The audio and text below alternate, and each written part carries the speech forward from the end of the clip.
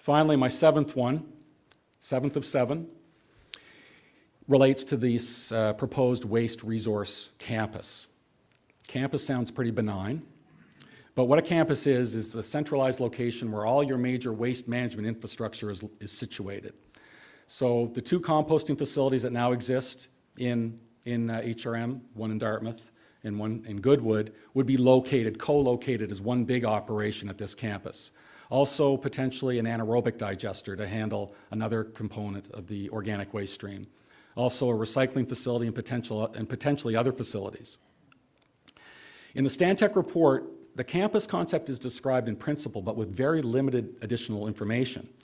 There are no assumptions, no real details about what the site would look like, no conceptual layouts, but they do provide a site size total of about 40 hectares or 100 acres, and they also give a price of about $10 million, described in a very general way.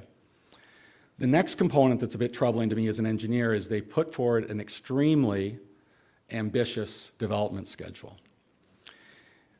The Stantec report was issued in January 2013. They propose, and I thought this was really something. I don't even think you could get away for this in a non-democracy, is that they propose that in less than 2 years, now remind you, this site is going to have a very large composting operation. All here interested in hosting, put up your hands. So it'd be a very contentious exercise to site this facility. Well, what they've said, in less than 2 years, you could identify that site, you could purchase it, you could design the facilities, you could get it permitted, you could have tendering, you could construct it, all by the end of 2014. And to be gentle, I've summarized that as a lack of appreciation of the issues, because I've been involved in the siting of all sorts of different waste management infrastructure, from the seemingly benign, for instance, transfer stations, to the much more contentious, and that would be landfill sites.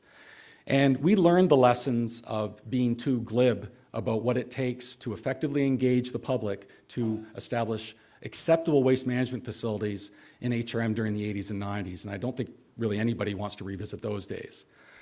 The bottom line is that when you're trying to site this type of infrastructure, there are significant technical, regulatory, social, and political complexities to get through to get these facilities up and running. It's not a 2-year exercise.